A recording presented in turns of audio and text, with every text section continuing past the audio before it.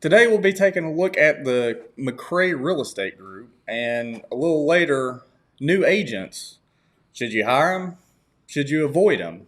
And what questions should you ask before you make that decision? All this and lots more coming up. Don't go anywhere because Real Estate Gold starts now.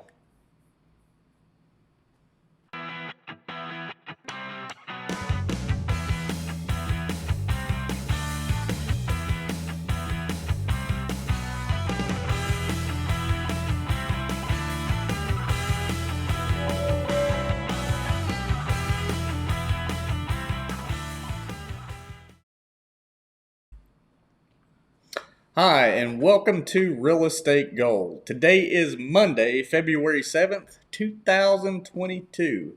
I'm your host, John Sang, and I'm here with the principal broker of the McCray Real Estate Group, Micah McCray. Good morning. So, before we get started, let's just talk a little bit about Real Estate Gold and what it is. So, Real Estate Gold is a show that discusses all things real estate related. So if you're someone that's looking to possibly buy, sell, or invest in real estate, this is the show for you. And if you're a new agent or somebody that's thought about getting into real estate, this is also a good show for you. So we're going to be sharing all those little gold nuggets of information to help you make better decisions. So let's first talk to Micah here and just kind of give us a little bit of a background on your history with real estate. So I've been an agent since 2005. Been with a few big name companies, some virtual, some physical location top companies. And I've also been with a lot of small mom and pop type companies. And I've been doing that since 2005 and been a principal broker for a little over 3 years now. So you started the McCray Real Estate Group. Kind of tell us a little bit about that process and why you did that. So being with several larger name companies, we won't get into which ones they are, of course, but being with several large ones, virtual, physical locations, you start learning what a lot of the, I'm going to say, drawbacks are to each one of those. And we really tried to take the best of each one of those style of brokerages and put them into one and create something that was both great for agents that wanted to be virtual, agents that wanted to work in a physical location, and even new agents that would have no idea what they were really looking for at that point. And that gave them the ability, instead of trying to hop companies all the time to find out what they wanted, to create a company that they could actually be comfortable with, stay in, from new agent on, and we could even welcome some experienced agents and give them the ability to be in a place where they could pick and choose what they wanted, so to speak, of what style of brokerage that they were looking for. So tell me a little bit about the office and the staff that you have and kind of how everybody works together and the different roles that they have. All right, so we obviously do have office staff. They're here for supporting all the agents. Their sole purpose is to help them succeed in what they want to do and to help serve the clients from the office as a whole to each individual agent's clients as well, if that's part of their job description. We do have a photographer, we have videographers, we have photo editing team. We have an ISA that full-time, that's what they do, is they call and help leads turn into clients and help them figure out what they're looking for, where they want to be, get them in front of partner companies that we like to work with, or give them a list of people that may help them with their problems. That is their entire job description, is they're out there just to help the clients get what they need and in front of who they need to be in front of, and then in front of an agent. So don't go anywhere. We will be back right after this.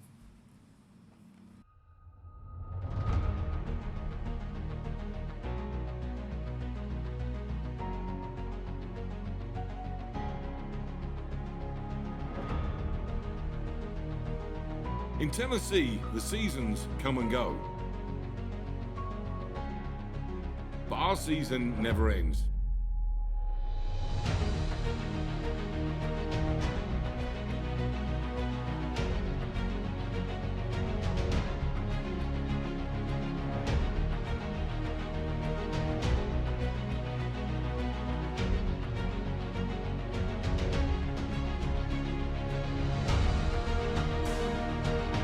To be the best, it takes an entire team working together for a common goal. The McCray Real Estate Group has a mission of changing the real estate industry. We value our clients and believe in serving with humble integrity. We are data-driven and use science to influence our decision-making.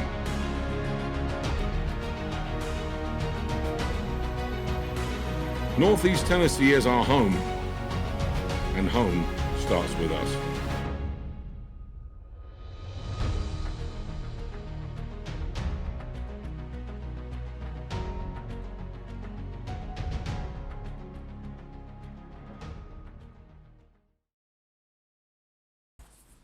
And we are back. So our next topic is new realtors. Should you hire them or should you avoid them? And so let's just kind of get into it. What's your opinion? I think as long as an agent, whether they're new or not, as long as they've got a good brokerage or a good training team that helps them learn once they get their license, I think that they're just as capable as any other agent is. If they have a good training team, mentor, or a good principal broker, those people will be able to handle any situation that, just like you were working with that particular broker or agent as a mentor, for example. So I think it's perfectly fine to have a new agent.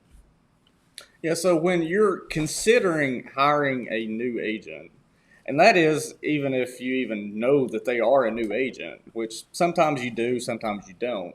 But there are some specific questions you want to definitely ask when you're making that decision. The first one is, how many transactions have they closed? So if they say they haven't closed any, that's nothing to panic over, because it doesn't really matter how many they've actually really closed. It's more, do they have the support system in place to guide them through the process? So does your company provide any training for new agents? Yes, yeah, we do. Obviously, they get a lot of the training that the state gives them when they go through a license and get all that initial setup done. One of the things that we do is we've created like a manual that all the new agents get, or actually any agent gets that gets hired on, because what it does is it gives them basic information on what to do, when to do it, what forms are for which they also get that in the state. So this is a lot of it's reiteration, but we also give them a lot of experience and common questions and problems that we've run across throughout our careers. And any good office would have a principal broker, should have some form of a manual to give their agents, some kind of a processes manual type layout, so that they can actually have something to go back and look at and for reference. And that's one of the biggest things that you have is training, consistent training. We as agents get 16 hours every 2 weeks or every 2 years anyway, but it's really going above and beyond that to be an actual professional real estate agent.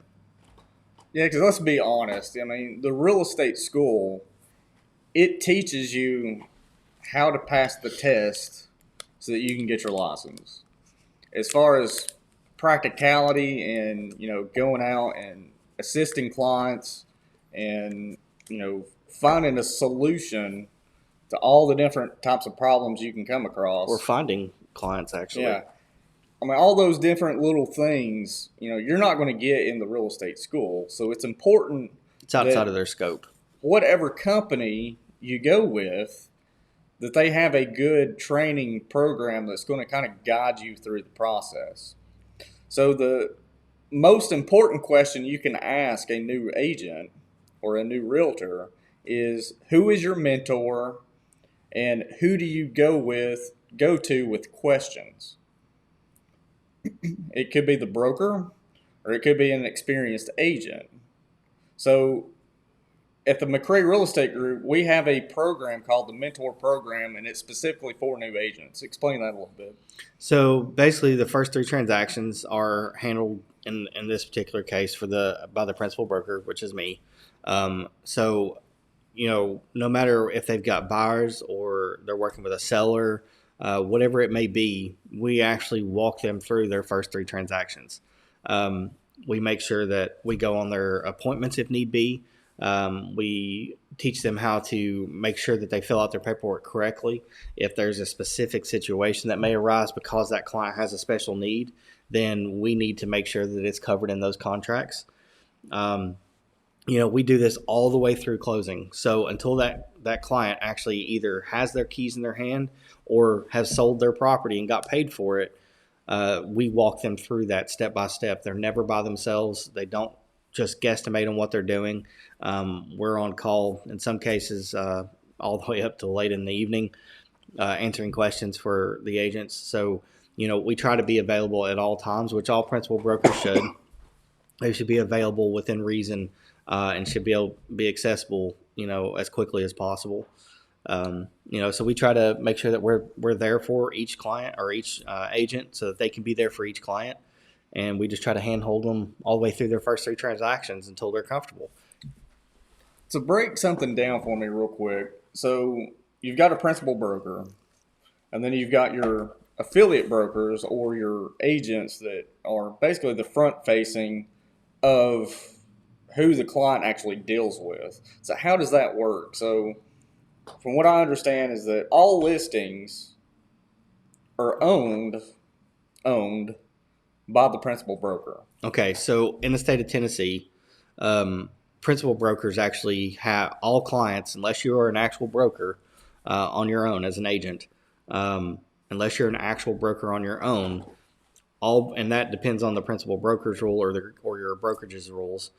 But all clients are actually clients of the principal broker first and foremost, and then the principal broker designates specific agents to those clients. So that person is being supervised by the principal broker because we're responsible for all of the deals that go on through the brokerage. So if we have a real estate agent that has a listing, technically the principal broker is the one that has that listing. However, they have designated that specific agent to work for that client. And that's basically what it comes down to. So don't go anywhere. We've got a market report coming up next, right after this brief message from our sponsor. Did you know that on average, your customers spend more time online than they do at work every single week?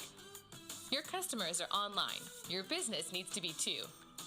Businesses have always used advertising like television, billboards, and radio to reach their customers. Today, there's another opportunity. Digital. With digital advertising, target your customers more precisely than ever before. Advertise to a specific demographic, those searching for your services, or those who visit your business.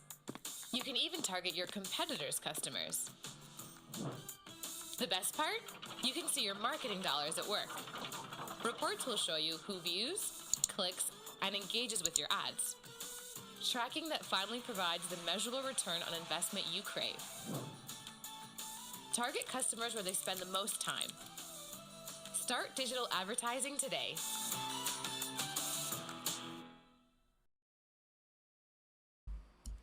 And we are back.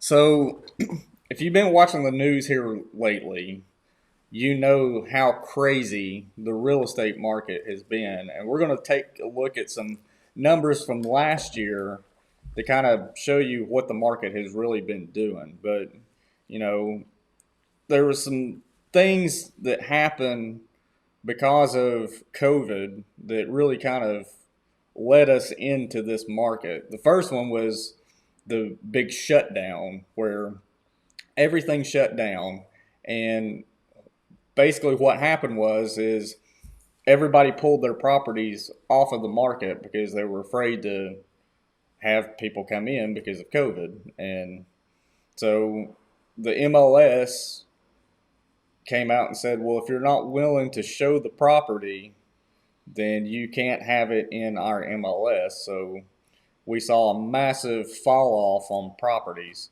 which meant that there was nothing out there for anybody to look at. But we still had a lot of buyers that were interested, Yep. And that's what led to this big, massive competition. And anytime you have competition, boys will be boys, and the prices just kind of soared. The other issue was inventory for materials. Yep. So any properties that were under construction kind of got put to a stop as well. So Or increased in price in a lot of cases. a lot of the materials, wood prices got outrageous. All your building materials really went ridiculous.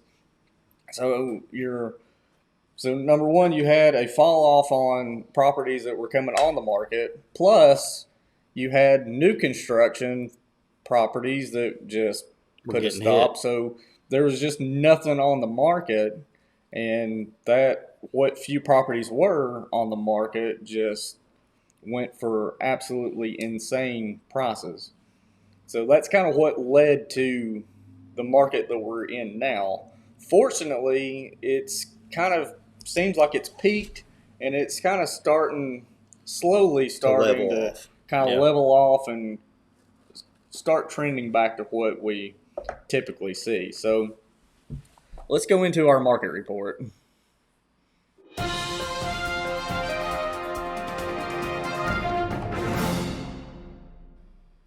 So the first number data that we want to look at is the absorption rate, and just kind of tell us what is the absorption rate for those that have no clue what I just said. Okay, so the absorption rate is basically if there are new properties that come on the market with our current inventory rate or our current inventory.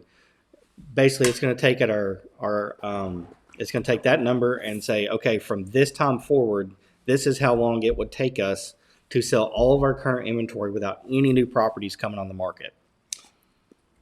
Okay, so the first one is the absorption rate.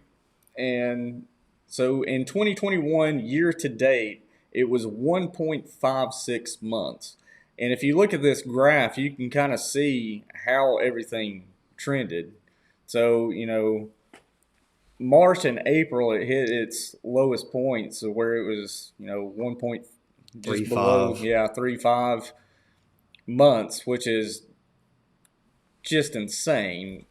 Especially for our market. Yeah, so I mean, typically what is, let's go back to, 2018. What was kind of the average absorption rate? Well, your average absorption rates, it depended on what time of the year it really was, but I mean, they were running about 3-4 months. Yeah, maybe even low end on 2 months. Yeah, so average, it usually kind of averaged out to be about 3 months of inventory. So the fact that it's down to 1.5 just kind of tells you how crazy this market has been. So let's go to our second one. The second one is the days on market. In 2021, the year to date was 74 days on market. So how do you use the days on market data? So your days on market are your average times that you're running from the time that you list it to the average time it closes. So your days on market in this case were 74 days. So it should have taken 74 days on average from the time that you list it to the time that you actually close and get paid on it, or that you bought the property. So under a normal, just for reference again, under a normal kind of market, what do you kind of see as your days on market? Well, that one's sort of a loaded question, to be honest, because it can depend on what kind of property you're selling, what the price ranges are. There's a lot of different things that can change that number drastically. I mean, if you're looking at $1 million properties, you're not going to sell it in 74 days. If you do, it was like a rare instance. If it's a $100,000 property to $250,000, you could probably realistically use that 74 days. If it starts getting below that or above those numbers, you're really starting to skew your data there, so it wouldn't be that 74. Let's even break that down a little bit. So, you kind of mentioned that $1 million property is not going to sell as fast as, a $150,000 property. Yep. Kind of, especially in today's market, how do those kind of stack together? So your different brackets, so to speak. Well, before, you could have picked a bracket around 150 to $80,000 would have been your normal price range. Like your average price is being sold. Right now, our average is like a little over 200 and something thousand. But see now, So, for example, I mean, what size house are we talking about? Are we talking about like a 3-bedroom, 1-bath? 3-bedroom, 2-bath is your average property being sold. And what type of square footage are we looking at? That could range because if you look at new construction, some of them are actually smaller than the older construction stuff. And, the new construction is obviously a lot more expensive. So that throws it way up into a different bracket versus like your older construction stuff. So that's also loaded. There's a lot of variables. So it's hard to give an actual active or accurate number depending on your price ranges, because there are so many different versions. New construction, old construction, rehabbed, can also be another variable. So there's a lot of different data that goes into that. So basically what you're trying to say is that if you're interested in selling your house, you need to call us so we can come out and take a look at it first. Yeah. Unfortunately, I can't just give you a straight answer because it's really situational. So the last data, and to me the last one is probably the most useful to me and the one I use the most. And that is the sold to list ratio, and it's currently sitting at 96.2%. So explain that one a little bit. So the list to sell ratio is basically from we'll use easy math for this, but if you were listed at $100,000 and someone came in, made an offer, ultimately what's being negotiated and closed on is about 96% of whatever you were listed at. So if you're listed at $100,000, you're probably going to close on average about $96,000. And those numbers actually kind of trend. They change quite frequently. Yeah. Basically month to month, those numbers can change. Depending on the supply and demand. So if you go back to that slide, I think it was June. June was about 99%, and then the following month was getting closer to 98.5%. So you're looking at those numbers. Those are our peak times in this area anyway, real estate wise anyway. So, they can vary, obviously. Currently, like you said, it was 96%, but back in June, 99% and 98.5% the following month. And that also kind of tells you the state of the real estate market during this past summer. Yep. And how absolutely ridiculous it got. And that a lot of it was being sold. And the reason why we were averaging, there were still a lot of properties that were selling under what they were listed, but there was also a lot of them that were selling way above list. I mean, it was getting into a bidding war. And in some cases, I don't even know how appraisers kept up with it. But it was pretty crazy what they were getting offers on in some of these properties. And, and typically around here, most of the offers that you get are pretty straightforward. But here, the past couple of years, you've got to go through those purchase and sell offers with a fine-tooth comb to see what the agent and what that client is really asking for, because they have gotten extremely creative the past few years just to try to give themselves just that slight edge above everybody else that's submitting offers. Yep. Because, you get a new property that's, kind of an ideal property.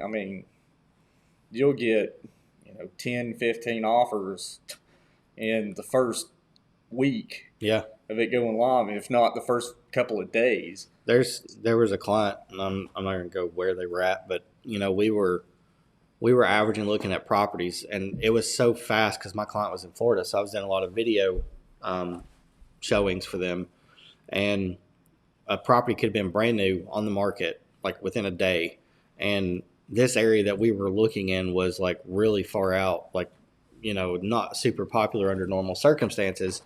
However, this was the area they wanted to be, and they were averaging 2, 3, 4 offers within 24 to 48 hours of the property going live, and several instances we went $30,000, $40,000, $50,000 over ask just to try to lock in the property. And honestly, we were still losing. And it was just insane. Sometimes it was because we had to have an inspection or an appraisal because they weren't going to pay cash, even though they could. They were wanting to use financing just to conserve their cash levels. But then there was other cases where, we'd go way above and we actually won it in one case. And then, it's been a crazy market. You don't really know what to do in some cases because of the amount of and the crazy top offers that are going out there. So you're negotiating against people that may be coming across something that's really off the wall and not normal, and we can't beat it because we don't know it even exists or is being used. So we've had a few viewers on today, and let's kind of go to some of the comments. So we got one from Patricia Trent, says, great video. And Sherry Bradley says, excellent information. So, and we did actually get one question sent in to us, and this person asks, what is the difference between a real estate agent and a realtor? So a real estate agent is someone that is licensed by the state of Tennessee to practice real estate. And a realtor is someone who has gone above and beyond that general license to actually work with as a realtor. And they have gone and done ethics classes. They have subscribed to that code of ethics that we all follow as realtors. And you have to be a member of NAR, which is the National Association of Realtors, to be able to use that designation. And you do have to follow the ethics. You do have to practice and take classes on those ethics. So it's another instance where you're going above and beyond what you would normally have to do as a real estate agent licensed by the state of Tennessee just as an agent. So that basically concludes today's show. Do you have any final thoughts?